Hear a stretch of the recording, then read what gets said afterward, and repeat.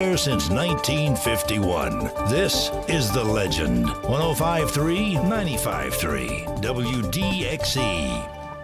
Stan, my apologies, buddy. I was about a minute late there, trying to get back from getting my coffee. How are you? I was going to say, you were not sleeping at the switch, you were coughing, which is definitely an acceptable excuse. Well, I was trying to, it wasn't made, and I thought, well, I got time maybe to get a cup made, and then there wasn't water in the pot, so here we go. That's radio.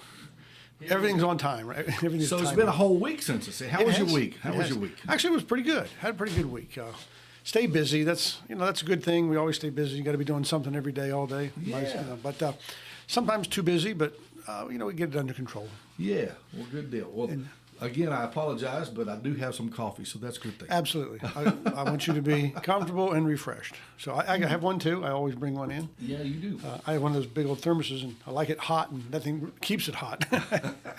So sometimes I anticipate cooling off just a little bit, and it doesn't. You know, I'm kind of that way too. Once my coffee gets kind of lukewarm or it doesn't have that really good hot, I'm like, well, I'm done with it. I'm like that with a lot of food too. Yeah. I like it. I like it.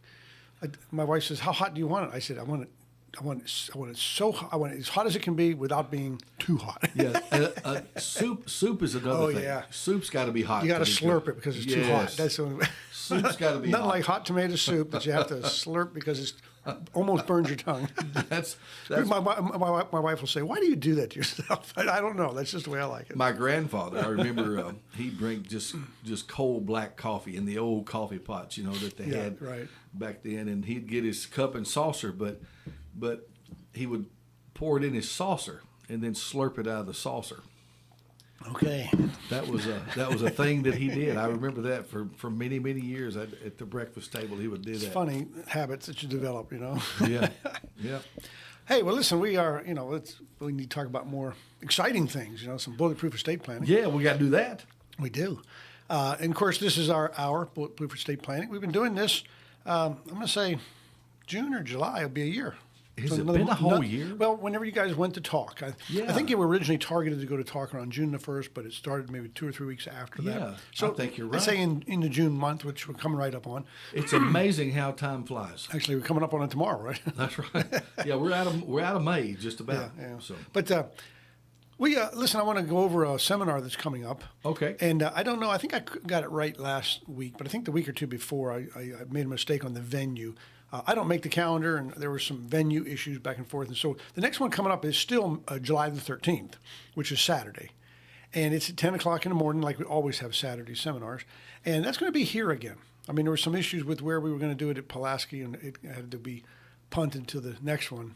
Is going to be over there. I think I might have said it's going to be over in Giles County, but it's going to be here again in Lawrence County at the at the radio station. We've cleared that with Miss Charlotte, and so we're good to go. Yes. So it's going to be here again. The last one was here. We don't often do them in the same place twice, but like I said, these things are scheduled almost 6 months to a year in advance. Well, it's a very good venue here. Yeah, it is very good. It's a very good place to got do parking, got plenty of. It's a big venue. Yes. Only once did I run out of tables and had to put out chairs, and it's a big venue. We had almost 80 people one day, and I had to put out open chairs, but it accommodates many. So that's going to be July the 13th, Saturday, 10 o'clock. We call it Wills, Trust, and a Nursing Home. And that's sort of what we talk about. Quick overview, if you hadn't been to one. My presentation lasts about an hour to hour and 15 minutes. I try to keep it at an hour, but it's just it is jam-packed. So when you come, be prepared to just be a continuous flow of knowledge. Well, great information. Yeah, it is. And a lot of it, if you listen to us here on every Friday morning, or you listen to me on Sunday evening out of Nashville, I mean, you'll rehear some of the stuff. But, here on the radio, when we have this 1 hour bulletproof estate planning, it gives us the opportunity to do a little more deep dive into some of the stuff. The seminar, we cover the topics, but we don't get deep into the nuts and bolts because we just don't have time. Right. But if you're interested and you want to set up some time with me, I offer my time at no cost. We can sit down and discuss it, see if it's if something fits. But we can talk more about that at the seminar. And I'll bring that up again at the end of the hour. But it is going to be here in Lawrenceburg in July. So. Well, I run into people every once in a while who've listened to us and say they've planned to come and didn't get to for one reason or another. So it's good that you have them every so often. That's right. Now we have them a little less often now, but what those people can do, because if a lot of people want to come, sign up, and for some reason can't make it. Right. Some people want to come and can't wait till then. You know, they have issues going on right now. Sure. They say, gosh, I need to talk to you. Give my office a call. We have a solution for that. We sort of have a recorded version of my seminar, okay, like a YouTube version. Now, it's not on my website. I sort of give it by invitation, so you have to call and ask for it. Sure. And I'm more than happy to do that, but I don't want to downplay the live ones. I mean, Right. people who come to the live ones have given me tons of feedback. Sure. Every time. I get a lot of feedback every time I have it. And their feedback has just been overwhelmingly positive about how they've learned stuff. At the end, we have an extensive question and answer, and people who don't even ask questions learn just by listening to the questions that Sure. are asked and Sure. answered. And people say that, given the choice, the live ones are better. But if you got something going on and you would Right. like, or if you have an issue, maybe a health issue that just makes it difficult for you to get there, give us a call. We've got a solution for that. It's the next best thing. I often tell people, sort of in jest, that the only difference between the two is when you watch the video, it's a PowerPoint, right? So you don't Right. get the pleasure of watching me speak in person. Yeah. So that's the only real difference. But I think it's just a little more dynamic Yeah. when it's in person. And they're always good seminars. So I recommend them, and the people that come to them recommend them. I think the last one I did, when I was done, I got applause. Yeah, absolutely. So it is, Lonnie LB his wife came to one, and he popped in a little bit after it started, but a while back, and Yeah. so we get a lot of. You probably see folks there. It's just the way it is. So Yeah. But it's good information. We offer it freely because like you hear me say on many occasions, we really want to educate folks to the point. I'm not going to try to send you to law school, but when you try to make a decision on something, anything. I mean, I don't care if it's a used car or what kind of estate plan you want. It's indispensable for you to know what options are available and understand what the options true. are and do to make a decision. How do you make a decision when you think a will is the only thing you really could do? Or I've heard the word trust. I don't know what it does, and I thought it was just for rich people. I mean, Sure. If you learn about what we do, these options fit everybody. That's what they're for. They have nothing to do with your wealth. Yeah. They have nothing to do with With the level of wealth. that's right. I mean, it has nothing to do with any of that. Yeah. What you want to do with your wealth, what you want to do with your property, how you want to take care of your family. It has nothing. That's not a factor. Right. As a matter of fact, I often say, if you, people say, well, I don't have very much. My state's very small. Yeah. If your state is small, more the reason everything goes where you want it to do and not get consumed by some kind of court process like probate. It's even more important if it's a small estate, in my opinion. Yeah. You hear about celebrity estates, $150 million, right? They fight and squabble and go to court, and they end up with $80 million to split among the kids. Yes. It's like, well, they still split 80. They blew $50-60 million in the litigation, but they still had $80 million to spend among the kids. And those are big numbers, but it can happen to little numbers. But the little numbers, if some of it's consumed in this kind of process, then there's ends up being much to nothing the proportionality of the effect is great. That's correct. I mean, it's the same numbers, same percentages. Excuse but me. if you split 180 million instead of 150, I mean, you'd be hard pressed to convince me that you're really hurting. Okay. Yeah. I mean, bummer, you're losing some of it, but Yes. really, it's still. But if you only have, $100,000 in your name, and you end up losing 50 or 60 of that and split the rest, that is a shame. It doesn't need to be that way. Well, you have crossed my mind several times in the last few weeks because we're dealing with some estates. In the estate, we're yeah. dealing with some estates, several. As a matter of fact, a handful where the deceased did nothing. Mm-hmm. And I mean, did nothing, did no preparing whatsoever. And so it was just left to sort out. Died what they call intestate. Intestate. No will. Yeah. No will, no nothing. Mm-hmm. So then it all has to be sorted out with an attorney and. And then the laws of intestate succession decide, which means the state of Tennessee kind of writes your will for you. We've talked about that a little bit before, but people may want to elaborate a little bit about what exactly does happen if you do nothing. Well, I guess we can start off by saying, I suppose that doing nothing is a choice. I guess. Yes. I'm not sure. Yeah. Is it a choice if you just acquiesce? I don't. I guess so. You choose to not act. If you do that, the general conception is, you have some stuff, or let's call it your wealth or your stuff, your money, your land, whatever you own. Okay, you have your stuff, and the theory is it's got to go somewhere. Right. I mean, you can't take it with you, unfortunately. Right. Exactly. It has to go somewhere. And so the state of Tennessee and all the other 49 states have what they call laws of intestate succession. There's actually two separate titles in our Tennessee code. Okay, Yeah. One of them is called the laws of testate succession, which is having a will, and that's what makes a will valid and legitimate, and the procedure to prove one. And Right. the other one's laws of intestate succession, and that is if you don't have a will.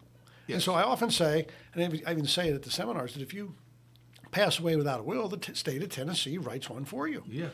To which I say, God bless them. Thank you for doing that. Yeah, thank you. And it's already written. I mean, it gets worse. It's already written. They've already decided who your heirs are, what percentages they're going to get. It is called the laws of intestate succession. Right. And so that's what gets probated. So the difference between passing away and going into probate with a will, or passing away and going into probate without a will, the only difference between the two is if you have a will, you have some say in where your stuff goes. Because Yes. if the will is proven, then the probate process will honor the distribution of the will. If there is no distribution, if you've not defined one, it has to go somewhere. So the law says we'll step in and decide for you. Yes. So, which is usually never a good idea, in my opinion. I mean, it's your stuff. You ought Yeah. to, if your stuff and you have the right to send it where you want it to go, Yeah. I say, go whole hog and get what's coming to you and say where it's going to go. Yeah. Right. And a couple of things are misleading. So, if somebody like those rules, and they're pretty straightforward. I mean, it's kind of what you'd think they'd be. They look at your heirs and just divide it equally. Yeah. Okay. So, and if that's fine with you, you might say, well, then that's what I was going to do in a will anyway. Yeah. Well, I don't know. Does it still make it a good choice? I don't think so. But Yeah. sometimes, on not very often, but on some occasions, it kind of works out to be the same. Yeah. And where it really works out to be the same, if you got a single person like a surviving spouse, Yeah. and they have a sole heir, Yes. an only child, Yeah. it's going to be an identical Yeah. result. Everything You pretty know, much yeah, goes to that that's right. sole heir. And what those laws say is this in a nutshell. Here's where some people get confused. Most people that write wills, husband and wife. Yeah. I'll use you as an example. Yeah. And I forget your wife's first name. Teresa. Teresa, that's right. So, let's say we have what we call reciprocal wills. Okay? Yes. And let's say they're just pretty basic, and they each say, yours says, hey, I leave everything I own to my spouse, but if she predeceases me, then it goes to my children in equal shares. Yeah. Okay, so that's you kind got of a three- normal course. I think you said you had three. Yes. You have three children, so they each get a third, right? And then your wife says the same thing and says, okay, if I leave everything to my husband or my spouse, and if he predeceases me, then it goes to children. Yeah. So that's really identifying two things: a first death and a second death of a couple. Right. Now, so the reason they say the same thing is because we don't know who's going to be the surviving spouse. So Right. I got some bad news for you, Jeff. Either you or Teresa are going to be the surviving spouse, and one will not. Okay. Yeah. So Unless Teresa has some devious plans. there you go. That's right. But I'm just saying. But that addresses that. So Yeah. But let's think about that. In any occasion, at the first death, we're talking about the first death. Now, at the first death, it doesn't matter who it is. Everything's going to the surviving spouse. Yes. Now that's very typical. Would you agree? I mean, That is I mean, very typical. I don't want to speak for other people, but from what I see, by far, that is what people choose to do. Yes. I mean, now you can distribute at the first death, and we see that with blended families, okay? Yeah. Where you have heirs of your own and the spouse has heirs of their own. Right. But without complicating things, that is by far the most popular way people will leave it. Yeah. Now- Yeah, it is. Let's say you have a husband and wife, and they don't have a will. Yes. Or you have a first death, and maybe the survivor has a will, but the first death does not have a will. Right. What would be your thought process as to where the stuff would go? Well, you would think that everything belongs to the surviving spouse. You would, wouldn't you? That's what you would think. Well, if you don't have a will, the laws of intestate succession say we look to see if there's a surviving spouse, and in my scenario there is, and we also look to see if there's any direct descendants, which are bloodline children, and there's three. Okay. The law says if that's the case, the wife, the spouse, I said wife, Yeah. that presumes you're the first death. But, Yes. but I do always kill the husband off first in my Let's office. just so- assume that. But the surviving spouse gets 1/3 or up to a child's share. And then children split the other 2/3. Yeah. Now, that's kind of odd language. It is odd. Because the only time the spouse can get anything other than 1/3 is if there's only one child. Yes. Then they get a half. Okay? Yes. Now, if you have two children, they get 1/3, and the other two children get 1/3. In your case, your wife will get a third, and your children will split 2/3. A third, they'll each get a third of 2/3, which means they will each get 2/9, right? Yeah. And so people don't understand that that's what's going to happen. They naturally assume that it's going to go. Some think it's going to go right to the children at that point. Some think it's going to go to the spouse. It is not. Yeah. It is a mixture of And the two. again, we're talking about if you do nothing. That's right. If you do not have a will, you don't do anything, then this is the way the law is going to look at this. Now, why? Let's go another step. Why would the laws that decide, well, it's got to go somewhere, so we're going to, if you don't do anything, we're going to make laws to say where it goes? Why would they make the law that it goes to the spouse, or a portion goes? Why not all of it to the spouse, or why not none of it to the spouse? Why a portion, like a third, or up to a child share? I mean, there's reason behind that, but it's just like they just pull a number It out of the sounds hat. like I'm taking a test. Well, I usually discuss things by posing a question and then talking Yes. about the answer. Okay. But I mean, that's the question I would ask. I would Sure. say, Why is it done where that did this way? number come from? When we normally know that we want our spouse to get everything, Mm-hmm. and then in the course of time, if the spouse passes, the children get it. Well, that would be the normal course. That's right. And the only way to have your spouse to get everything is for you to say it and memorialize it in some enforceable instrument, i.e., a will, a trust, something like that. So to answer that question, though, why did they do the law this way? Well, in Tennessee, and in a lot of states, but in Tennessee, we'll talk about that because that's where we all are and that's all we care about. In Tennessee, I often tell people you can disinherit a child. You can say in your will, your trust, you get zip, squat, nada. You don't even have to put a reason, and I don't even recommend you put a reason, but you can disinherit a child. But you cannot disinherit a spouse. Even if you write in your will, my wife is, you know what, and we fought for 50 years, and I want her getting a penny. It is unenforceable because the wife can exercise something called elective share. Now, these are old common law forms of jurisprudence have been with us for centuries. Okay. Yes. So the wife cannot be disinherited. So she gets an elective share is based on the number of years you've been married. And and so if you've been married like 10 years, they can get up to 40%, which is close to a third. Yeah. Okay, and that's where the number's derived from. Yeah. So if you pass away in a will, you cannot disinherit the spouse. Even if your will says you disinherit the spouse, the court will give that no weight because you cannot do it. It's hard to imagine that somebody put that old battle axe is not getting. You know what? I have seen it.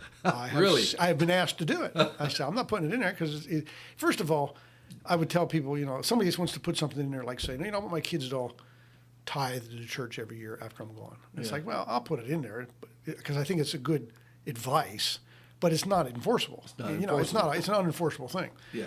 But if you're going to say something I know is against the law, I'm not going to put it in. I'll say, well, I won't put that language in there because not only is it not enforceable, the law says you can't do it, so it's kind of pointless to put it in. Yeah. So, but I have seen it in, and I've been asked to put it in, and I advise them, no, it won't work. It doesn't work. Our law, and this is not something that just came up. I mean, this has been firmly rooted in our common law for many, many years. Interesting.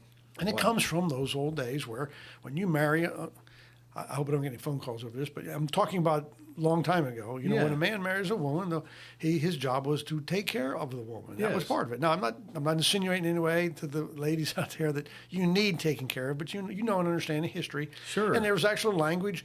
When a woman had a dowry or a hope chest or something like that, Right. it was like a price that came with it because Yeah. the wife was considered more of I don't want to say liability, but not an asset. You know what I mean? And I don't mean that to be insulting, but that's how it was, and that's how these rules came out, and they're still in effect, and that probably always will be in effect because it's to me, when you look at it from a fundamental fairness, that's right. If you have somebody invest in a marriage, Yes. if you don't want to be in the marriage and you're not happy, you have a legal remedy. It's called divorce. Yeah. There's only two ways to get out of a legal marriage. One's divorce. The other one is death. And the other one is not to be anymore. The other one's death. That's right. Yes. Now, if you're going to stick out a marriage and get your sweat equity in it or whatever, then you are entitled to the proceeds of that. And it's not like you get a bunch of money. I mean, Right. you get it because you have to have it because you are now the surviving spouse. The children may be minors. Okay. All this has to be taken care of. You are a unit, and you're treated like a unit under the common law, and that's the way it probably should be. So the logic of these laws for someone that dies intestate without a will that is married, that's married, has a spouse and children. So the logic behind that is she doesn't get everything. It's not all. It's divided in a certain way. So the whole family gets taken care of. So of. the whole family's taken care of That's one right. way or the other. Now, a lot of people, it surprises them that the children are going to get some of that at the first death. Interesting. So, I mean, we deal with it sometimes. I don't do many probate anymore, but we have to deal with that sometimes when we do trust writing and stuff like that. A lot of times we'll have a piece of property. Somebody will come to me and they got a piece of property that they inherited. Right. Or something, and they go to put it in, and we find out, lo and behold, it's the children have ownership in it as well, because of a intestate succession probate that happened upstream somewhere. We run into this a lot when we're selling properties, and it may not be necessarily an estate, but we find out that brothers and sisters have inherited this piece of property and they've owned it for years together, and then one or two of them think that they have been given the right to handle it and sell it. But once you do all the title work and start looking into it, it's not there. There's nieces and nephews now that have to sign off to sell this piece of property. There's a lot that goes into this. And it gets very complicated when you start getting these classes of people in there. Yes. Because there's always going to be one that once, the money dollar signs will appear. Well, what happens is someone could come back and make a claim. Hey, y'all sold this property, and we I did not consent, and I am a partial owner. I don't care what the fraction is. I don't care if it's a 1/250th. It's ownership. Yeah, that's why it's so important to get these title opinions, title searches, and sometimes even title insurance. Now, all this can be fixed. I mean, suppose you have. I mean, it's cumbersome, but suppose you have you pass away. Your wife is a surviving spouse, and all your children are adults. Okay. Yeah. And it's like, gee, that's not what we really wanted. I know if Dad would have written a will, he would have left it to Mom, and so we three children, we're going to do what we call disclaim. Yes. Okay. Now, that's come up before too. You can disclaim, but the problem with disclaiming is if you disclaim an inheritance, well, actually, there's two problems. One, you take as if you predeceased, which means it's not going to Mom, it's going through you to your descendants. Okay. Now, that's a misnomer some folks have on a disclaimer. It just say if I disclaim it, then it goes to the other people that are named, and it doesn't. You're treated as if you had predeceased, which means your third flows through you, and if you have any children, they split that third. Oh, wow. Yep. That's an interesting point. That's what they mean when they call per stirpes. if you look in your will, you'll probably see things that say share and share alike or equal shares per stirpes. Per stirpes is a Latin term that pretty much means if you have a predeceased child, the share that goes to that child flows through that child and goes to his descendants, and they share. Per stirpes means they share whatever goes through equally. So if one of your children, let's fast forward, one of your children, the young man I see in here every now and then has three children. Yeah. And he inherits. His third goes to him. He predeceases you. It flows through him, and his children share his third. Now they each get 1/9 of the entire estate. That's correct. And it dilutes from there. If one of them are predeceased and have children, I mean, it gets. Yeah. I love math, and the fractions get fun. But that's what you're talking about, because now you end up with 15 people that have ownership. Yeah. And pass ownership, you need all the title owners to sign off on it. Yeah. And if you don't, and title insurance companies are known for that. They'll find. I mean, they won't find them, but they'll identify all the people that own it. And they say, this. If we don't get disclaimers from not disclaimers, we don't get waivers from people on this, or consent to transfer, like we're trying to sell. Right. This is a claim that could surface in the future. That's and it's going to affect, and that's going to run afoul of the title insurance we're trying to sell to the person. And if they just can't find somebody or something, sometimes they'll just carve out an example and say, we're insuring the title, but if this person surfaces, we're not insuring against that because we've done everything we could to find. I mean, I'm not sure exactly how they do that, but they can carve out examples. You can bet, exceptions. You can bet that the title insurance companies are going to cover themselves. They do, and they're pretty thorough about that stuff. They're very thorough. And again, it's a valid concern. Yeah, but it gets it can get cumbersome like that. So. It is. And I've run into this a time or two where you have a piece of property and it's an estate, and they don't know where the heirs are. Oh, yeah. They don't know where they are. Got to find them. Got to. Or you have to put in diligent efforts to find them. Yes. Now, what is that? Well, it's kind of a nebulous term, but right. You've got to spend some time, energy, and effort trying to hunt them down. Yeah. Interesting stuff. Yeah, I mean, well, it can get so. Pat, making the choice to do nothing, I don't think is a good idea because it can get messy. Yeah, that brings us back to that. The whole point of this is this is what kind of mess you can leave if you just do nothing. Thinking that you think it's going to work out this certain way, it doesn't really work that way. That's right. Now, you remember in the very beginning this morning, I said we do these seminars because we think you need to have education on what the options are, okay? Right. Well, here's an option. One of the options is to do nothing, Yes. I guess. I'll call that a choice. I don't know, I guess, for lack of anything else. Yeah. One of the choices is do nothing. Now that we've talked about what would happen if you do nothing, you might be able to think to yourself and say, I really don't want that to happen because that's not what I have in mind. Well, you've just been informed on that option. You've just made a decision that's probably not the one you want. Right. So let's learn about the other options. I'm sure we'll find one that you really do want because it gives you complete control and you can say where you want it to go, under what terms and conditions you want it to go. I'm going to tie these strings to it, where it goes. I'm going to control where it goes. I can do whatever I want with where it goes. That's a better option, in my opinion, and those options are out there. We just talked about the one option. So if you ever wondered what's going to happen if you don't do anything, I don't know for sure. It's going to follow these laws, but how that's going to pan out with everybody depends on those circumstances. Right, it does. But you can kind of apply those general circumstances to it and see what happens. Sure. And of course, it involves real estate a lot of times. In fact, most of the time, I guess, when you're dealing with those. Let's throw another couple things in the mix. Suppose you have a special needs child that's receiving either SSI or SSDI or government benefits, right? Yes. Well, specifically SSI. And you just don't do anything, and they're a child. They're going to inherit. Yeah. When they inherit, that will trigger a loss of those government benefits because that is a means-tested program where they're only allowed to own a certain amount of property, which is not very much. Oh, wow. See, what we do is, now the better, so there's that. What about if this happens from time to time. Now, I don't expect too many people in this boat, but it's a good example. Yeah. Suppose you have a child that's in the penitentiary. This happens. Oh, wow. I see this not super often, but I've seen it several times.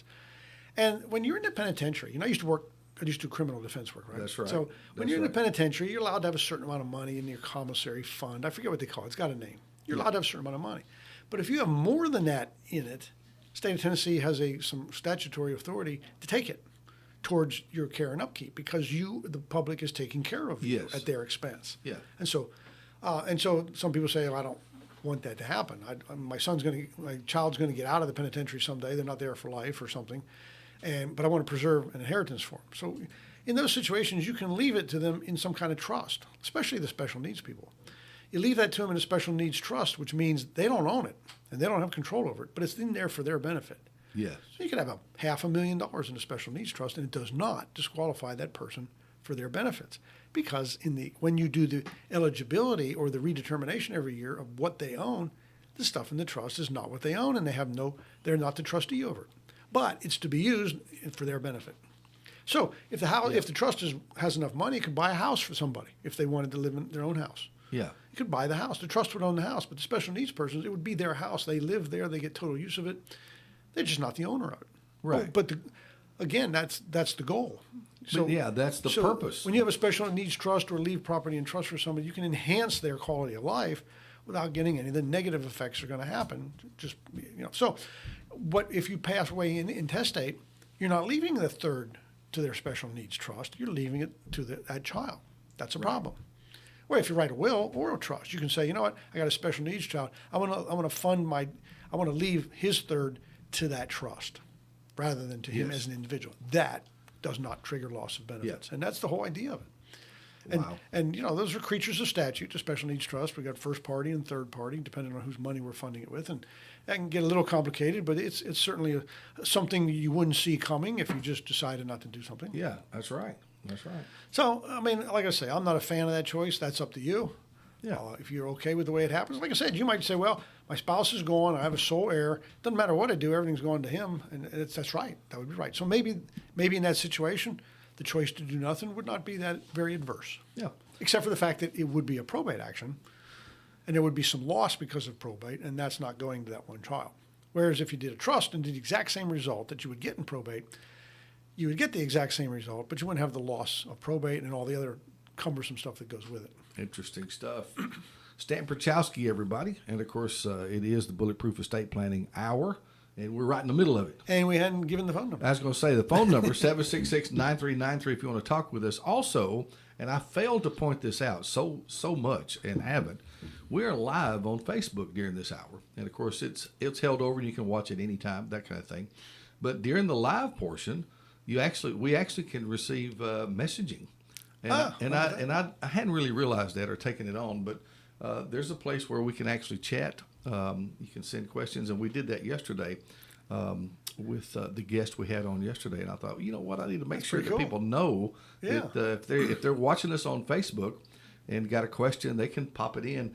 And if I happen to turn my head, I'm looking to see those messages there, and we can respond that way. So that's pretty cool. I know when you guys decided to put this thing together, and Miss Charlotte was involved, and I think they came up with the concept, what they call it, visual radio or something like that. Yeah, I guess. And it's pretty neat because I know it is pretty neat. When I was waiting for you to come in, I had a tissue and I wanted to throw it in your trash can, so I walked around the counter and threw it in your trash can, and the camera followed me. It follows you around. It's pretty neat. That camera's got a mind of its own. And I think plans are at some point to expand even this studio a little later on and make it a little larger. And as this concept kind of grows, which it's been doing well. I think we've been well received. Not only this station stuff, but other local social media stuff has been happening. We watched a local ball game. My son was playing in, and I didn't realize it, but it was actually streamed on Facebook, YouTube. Cool. It's kind of cool. So we got a lot of local media effort happening. That's right. So anyway, it's fun. I like it. So yeah, it's very, very good again, stuff. About the calling in or coming in on the Messenger, the Facebook thing. Yeah. Please, if you have a question, don't hesitate. If you think if you just feel like I don't want to bother them or I don't want to, that's what this is all about. Absolutely. When we started this, I envisioned this as being interactive. Yeah. And I don't mind a bit. I love to hear from people. It doesn't have to be a question. It can be an experience. Sure. Maybe we can talk about it. Sure. Some people bring that to my attention and say, well, when Granddaddy died, this happened, and I don't understand how that happened. And maybe we can fill in some gaps there and see if we can figure that out. I have mentioned this before, and I guess, just and not with the intention of being in any way redundant, but I've run into this several times lately where a home is being sold for a parent, and they're going into assisted living, and the family has decided, well, we're going to have to sell the home to pay for this assisted living, and I've run into it several times lately, and we've auctioned the properties, and of course, I guess the timing is there's timing involved, this, that, and the other. But I'm thinking, man, they should have talked to Stan. They should have talked to Stan, and maybe they could have done this different. They still might want to sell the house and all that kind of stuff, but they could have protected those assets. But even just recently, selling a home, it was an old home place, been in the family for several generations, and now it's going to be used to pay for long-term care. I think it must be all the electronics around us that are making your brain waves the same as mine. Because when we first started the hour, just before you asked the question about intestate succession, yes, I was going to say the topic I want to talk about today is I often get calls from people who say, Mom's in a nursing home. Do I have to sell the house to pay for her care? So we are right. We are right in sync with each other on the thought process. So now that you bring it up, we'll talk about that. I get that a lot. On my website, you can ask me questions. There's also and I don't know how this works. Some people on my team set this up, but there's like a chat on there. Oh, yeah. Okay. And the chat conversation gets sent to me at some point, and I look through it. And I recently got a couple questions just like that. My parents are in care or they're headed for care. Do we have to sell the house to pay for it? They only have so much money in the bank, and this is how much it's going to cost, and there's definitely an end in sight. Most everybody I know has limited funds. Sure. I mean, well, when you're talking about $9,000 a month, yes, that is a rapid rate of financial bleeding. Yeah, absolutely. If you're independently wealthy and can sustain that for 3.6 years, then great. But if you can't, which like most of us are in the boat of that, right, it becomes very expensive. The biggest creditor we'll ever deal with. Right, exactly. And so the question is, do you have to sell the house to pay for the care? And the answer is no. The answer in short order is no. There are options to deal with that. First of all, if it's a primary residence, if it's a primary residence, it's not accountable. It's a countable asset, but it falls in a subcategory of excluded. Okay. Or exempt. Okay. Okay. Well, let me just explain what that means. But I'm not a fan of that, and I'm not a fan of it because of what happens later on after death. Yes. But if a person goes in, let's take a single person, because if a married person goes in and they have a personal residence, okay, or right. the term the statute uses your primary residence, which means your home, okay, and then everything else is called other real estate.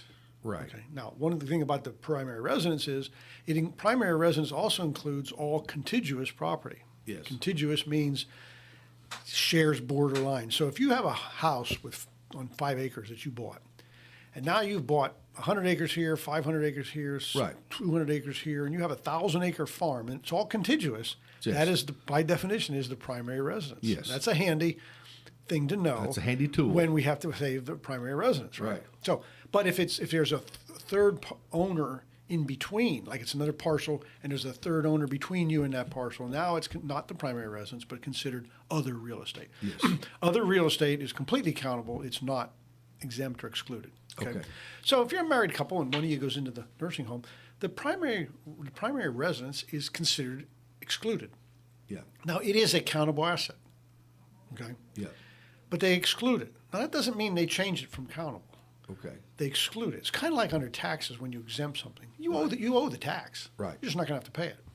Right. So the excluded means, okay, we're going to take the primary residence, the countable assets worth $500,000. We're going to take it out of the countable asset column and put it over here in the excluded column. Okay. Yeah. Yeah. Which means now we're going to determine if this person is eligible for care, for Yes. TennCare. Yeah. Now, when we do the eligibility analysis, we're not including the $500,000 house because we have removed it from that column and put it in the excluded. So it's been excluded from the calculations of eligibility. Right. Now, so let's say now the person's eligible. We look at their finances. Okay, Yeah. they're eligible. TennCare starts paying the bill. Yeah. And they pay it for, you're in a nursing home for average 3.6 years, and they pay $9,000 a month for that, and you rack up whatever it works out to be, $350,000. Right. Then you pass away. Okay, I heard you say earlier in the hour, we're not built to be here forever. So That's you're right. going to pay, so when it does say then you That's right. pass away. That's right. So now I bring up the question, remember the house? Yes. It didn't go anywhere. That's right. You still own it. Right. They just did not use it against you for eligibility purposes. That's right. Now you have passed away with what we call an indicia of ownership in that house because you owned it. Right. And now they're coming after it under the TennCare Estate Recovery Act. Yeah. And they want paid back for what they paid out in those 3.6 years. They want paid back. Yeah. Now, God bless them. They will let your surviving spouse live there if they're living there before, and they won't take it. Yeah. But they'll take it when the surviving spouse passes. Yeah. When I say take it, they put a claim on it. Yeah. They put a claim. They And recover. they can force the sale of it. Yes. And they recover. Of course, they can only get, let's say it's a $500,000 house and they have a $300,000 claim. Right. They can only get what they're owed. Right. But they can force the sale of it, which means, and the 200, they say the 200 left over goes to where, if the will says, I leave my house to my child, Yes. they come in as a priority claim because they're the state of Tennessee. Right. And that's what the laws allow. Yes. To estate recovery. And so they come in, they force the sale, they take their $300,000. The other $200,000 goes to where the will says the house would go. Sure. But the house is gone. The real estate is gone. You've reduced it to its value. Right. And so that is what, when you talk about this house and stuff like that, the asset is something that I'm not a fan of excluding an asset because it's just kind of kicking the can down the road, in my opinion. It's a deferral. They're coming after it, just Right. not yet. Right.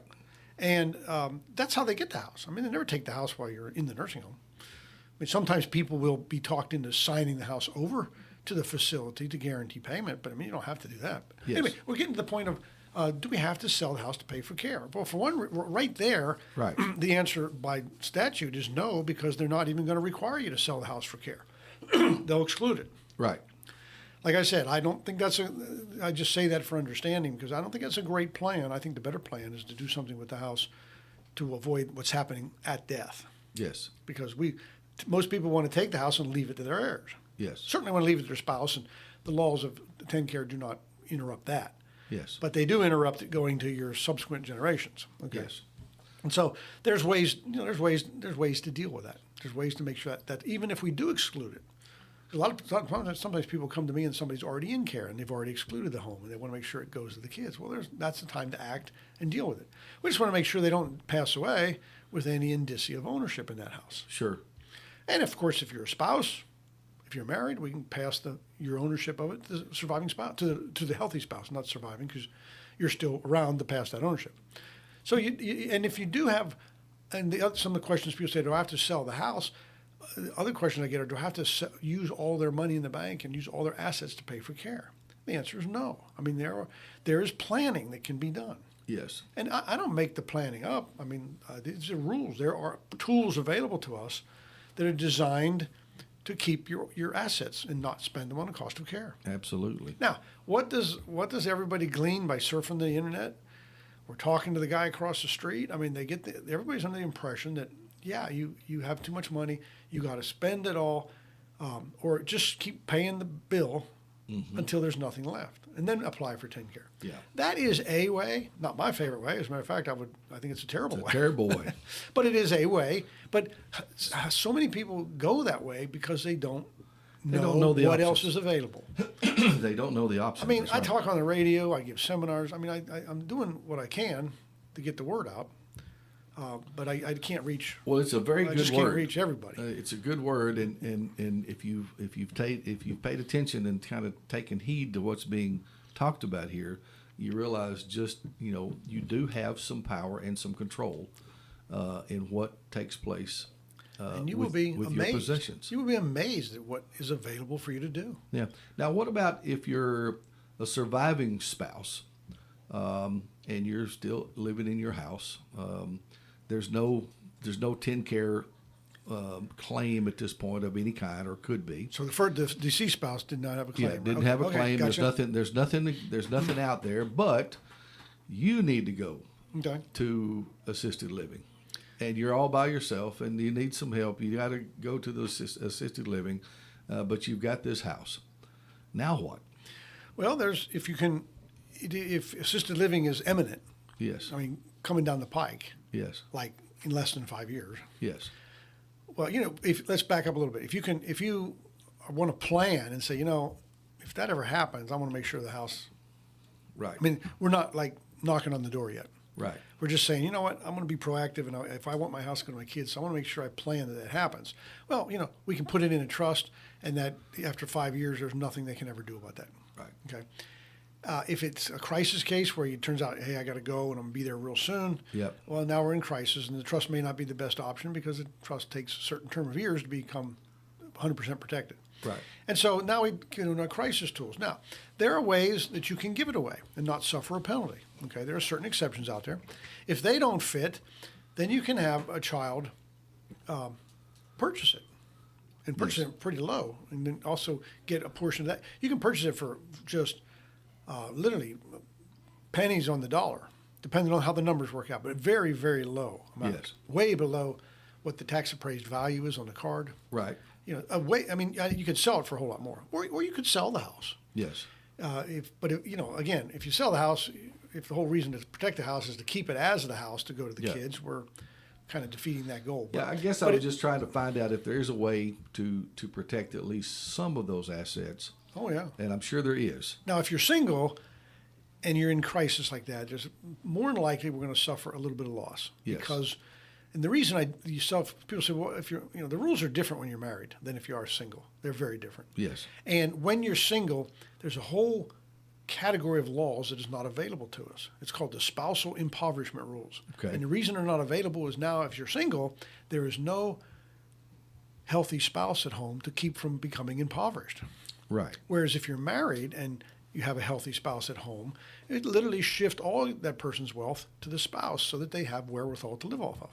It's called the spousal impoverishment rules. It's like, okay, if you go into nursing home, Jeff, and you're this black hole of cost of $9,000 a month indefinitely, what's Teresa going to think when, she's certainly worried that, I'm sure she's worried about you, but she's also concerned what happens when all the money gets consumed. Yeah. And there's nothing left for me to live off. And I still got the kids and they're minors, right? Right. So the spousal impoverishment rules are designed to offset that.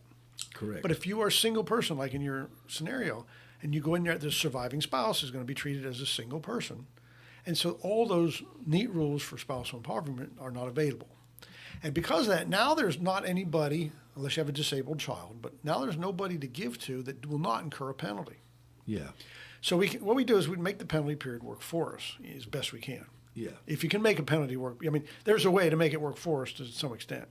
So there's a way to, gift away a portion of it, retain a portion to pay through the penalty period. But typically the loss hovers somewhere around a third or 30%.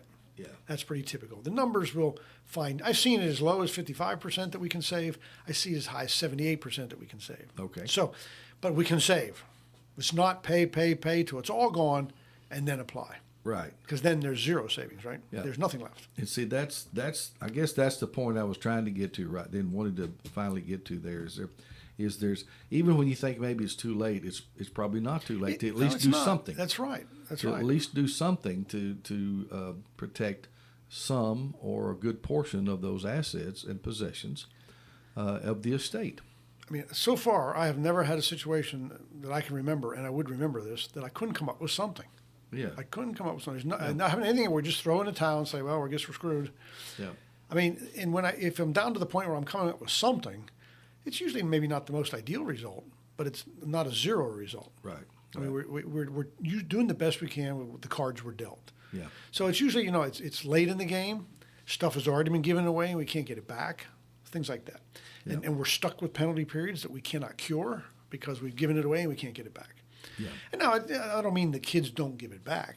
Most kids would. But I'm saying, suppose you give away a piece of property 3 years ago. You're within this 5-year period. Sure. And now you're getting punished for giving it away. They're giving you a penalty period. And you think, Right. well, fine. But of course, in Tennessee, if we can get the property back, we can cure the penalty, right? Right. So you go to the child, and it turns out, the child got a divorce and lost part of it or all of it in the divorce. Now we wow. cannot get it back. Yeah. Right? Right. I mean, I guess somebody could give it to you, but most likely not like. But Wouldn't you want to choke your kid if they did that? well, I mean, you might want to choke yourself for giving it to them. And choke yourself. That's right. So I mean, so we may have it's kind of like playing poker. We got a pretty crappy hand, so we're going to try to make the best we can of it. Yeah. And we can always come up with something. Yeah. To save something. It would not be ideal, but it would be something. So, but of course, the better thing to do is plan. Planning implies doing something ahead of time.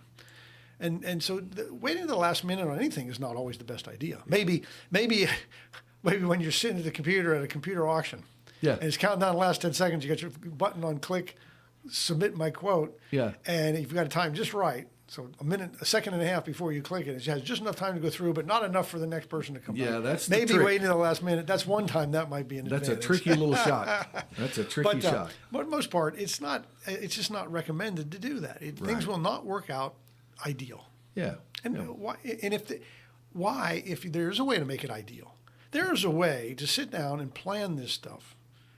Because if you come to my seminar, you listen to this radio station right now, you're thinking about this stuff, right? I mean, I think I'm safe in saying you got some interest in this, right? And this is the entire thrust of your program here is to let people know, inform people that they can plan for the inevitable and make the very best of what could be a terrible circumstance for the family.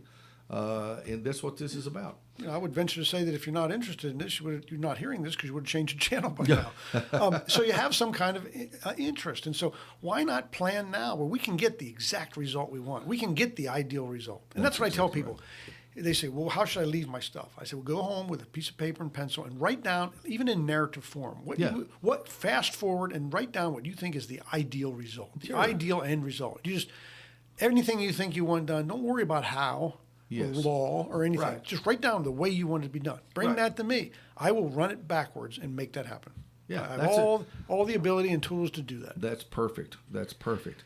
And listen, just to review, of course, your office is located in Pulaski on the square there next to the Star Theater. That's correct. Not hard to find at all. If you can find the Pulaski Square, you can find Pierchoski Estate Law. That's right. And it's funny because later this summer, my office is moving, but it's moving to the building on the other side of the theater.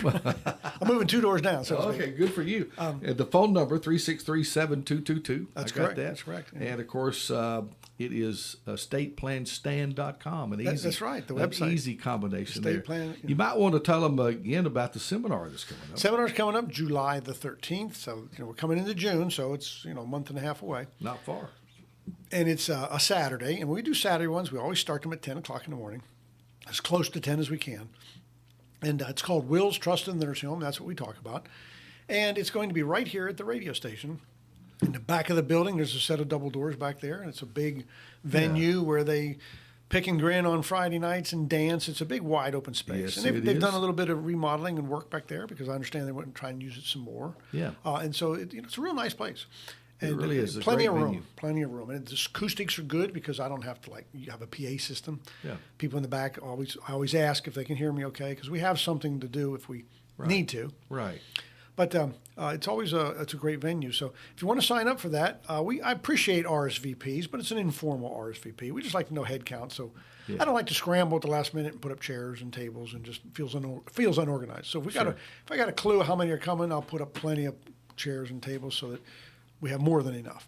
Yeah. And then, so if you call my office at 931-363-7222, you can tell us you're coming and say, hey, I'm bringing my spouse, so there'll be 2 of us, or I'm bringing a child, there'll be 3 of us. Yeah. Just helps me, And if you can't, and if at the last minute you can't commit and 8 o'clock, 9 o'clock on Saturday morning, you think, you know what? We could go to that. Our plan's freed up. Just come on and walk in. It's that informal. Yeah. That's okay. I mean, that always happens because we inevitably have people that can't make it at the last minute, and you inevitably have people that walk in. Yeah. I think the last one we had something like 12 or 13 people that just showed up. I can promise you it'd be well worth your time to do this. And again, I kind of want to emphasize this, that that it doesn't matter about the size of your estate. We have the idea that trusts are for the rich, like we mentioned earlier, and it's not necessarily so at all. If you have assets in real estate in particular, and most of us do, and at least have that and some assets of some sort, they're worth protecting. You've worked for them, and you have heirs, you have family that could benefit from that when the inevitable does happen. That's right. I mean, a trust leaves property to who you say, under what terms and conditions you say. It doesn't address how much is in it. Yeah, absolutely. Stan Pierchoski, it's always a pleasure, man. It's Friday. We're running out of time, and of course, we're not completely out of time. We're close. I know your clock is something like 40 seconds off. So yeah, I'm at close enough for me. 58:30 at the moment. So that's where we are. And that one says 58:15. So only 15 seconds off. Something like that. But we kind of watch it because we'll try to get close. But sure. I've spared you asking about Trump today. Probably best the verdict. That's just been all over the news. Oh, and we talked about it earlier this morning. But you are a lawyer. I am in the law business, but you have focused your practice on the area of estate planning. And I've learned a tremendous amount listening to you. And, of course, this kind of affects my world, too. So it's been very informative. Always is. I used to do criminal defense, but I haven't got a clue what goes on in New York. Who does have a clue what's going on in New York? There are some states like that. Yeah, who does have a clue what's going on in New York? But, I don't do it anymore. I focus on estate planning. I have so for quite some time now. Yeah. And I love it. Yeah. So if you want to talk to me about it, it's my passion. Give us a call. Send me an email. I will answer you. No problem. Fantastic. I'll be glad to. Stan Pierchoski, everybody. Check him out online at estateplanstand.com. Right. So easy to find. It is. Thank you, brother. Have a great week. Always a pleasure. And we do this every Friday morning from 8 to 9. That's right. We'll see you next week. We will. Thank you, buddy. W237FD Lawrenceburg. Broadcast services of Prospect Communications. This is a Fox News alert. Former